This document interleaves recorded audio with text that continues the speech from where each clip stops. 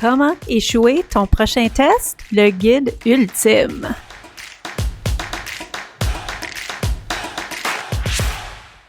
Es-tu tanné d'entendre parler du succès? Souhaites-tu vivre une nouvelle aventure éducative? Celle de l'échec, l'embarras et la démoralisation complète? Si oui, t'es venu à la bonne place. Ici, tu trouveras les 7 meilleures stratégies pour garantir un échec dans ta prochaine évaluation. Oh yeah! Allons-y! Stratégie perdante numéro 1. Ton téléphone est ton maître. Utiliser la technologie à des fins éducatives, oublie ça! Ton téléphone est l'outil de distraction par excellence.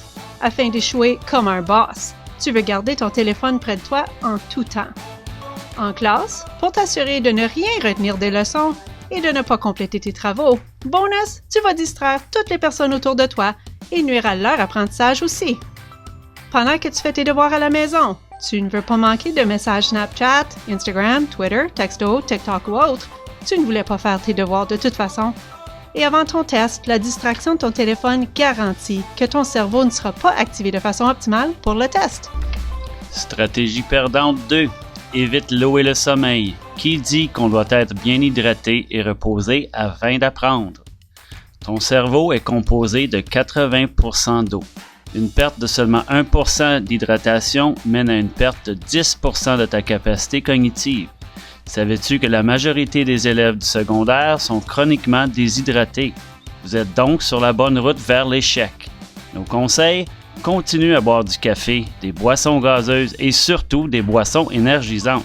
Et évite à tout prix la consommation d'eau. Le sommeil! Ton cerveau a besoin d'au moins 8 à 10 heures de sommeil à chaque nuit afin de bien se développer. De plus, la consolidation de tes apprentissages se fait pendant que tu dors. Donc, tu devrais absolument éviter le sommeil. Si tu dors, tu vas mieux apprendre. Qui veut ça? Nos conseils? Couche-toi le plus tard possible, préférablement avec ton téléphone à côté de toi toute la nuit. À savoir, ta santé mentale va chuter, donc tu risques de vivre la dépression et l'anxiété en plus de ne pas être capable d'apprendre. Stratégie 3. Relis et réécris. Relire et écrire tes notes juste avant un test te garantit d'être 100% ennuyé et t'offre moins de chances de succès. 84% des élèves du secondaire avouent que leur méthode d'étude préférée avant un test est de soit relire ou de réécrire leurs notes de cours. Si tu aimes avoir des blancs de mémoire lors d'un test, cette méthode d'étude est parfaite pour toi. Lorsque tu relis tes notes, tu confonds reconnaître la matière pendant que tu étudies. Oh yeah, je me rappelle d'avoir vu ça en classe, avec connaître la matière. À noter, la relecture et la réécriture des notes est utile au cours de l'apprentissage, mais pas juste avant ton test. Donc si tu veux maximiser tes chances d'échec, ne relis ou réécris pas tes notes après chaque leçon. Attends à juste avant ton test pour le faire. Stratégie perdante numéro 4, go solo. Les avantages d'avoir des partenaires dans ton apprentissage sont nombreux, donc refuse l'aide et l'appui. Spécifiquement, ne pose jamais de questions et ne demande jamais d'aide lorsque tu ne comprends pas un concept. Tes profs sont là pour toi et veulent t'aider. Ne donne-leur pas la satisfaction. N'étudie pas en groupe avec un ami, car tu risques d'apprendre et de comprendre davantage. Bonus, le sentiment d'isolement que tu ressentiras fera en sorte que tu ne voudras pas étudier, garantissant un résultat inférieur.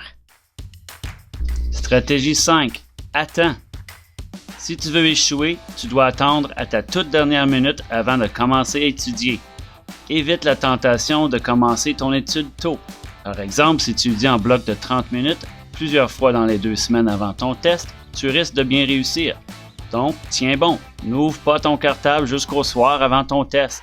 La veille du test, étudie fort et sans pause pendant plusieurs heures, préférablement jusqu'à minuit ou plus tard, tout en gardant ton téléphone à tes côtés. Évidemment. Stratégie perdante numéro 6.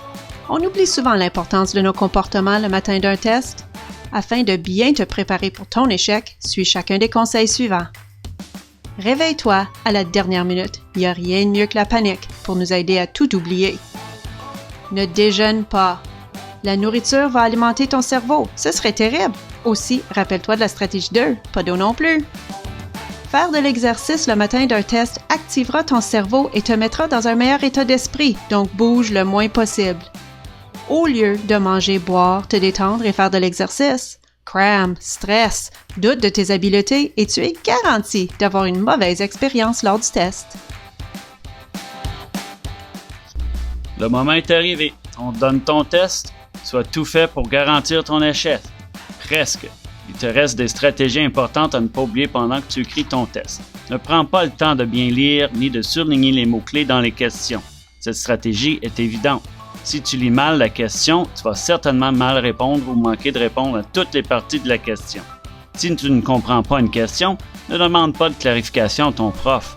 En plus de mieux comprendre la question, tu risques la possibilité que ton prof t'offre des pistes de réussite. Oh, l'horreur! Ne regarde pas l'heure. Si tu manques de temps, tu ne pourras pas terminer et ton résultat en souffrira sûrement. Encore mieux, essaie de terminer le plus rapidement possible dans une écriture illisible et sans relire tes réponses avant de remettre ton test.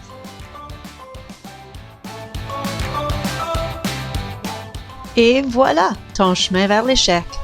S'il y en a d'entre vous qui souhaitent réussir leurs évaluations, restez à l'écoute pour les stratégies d'études gagnantes à venir bientôt.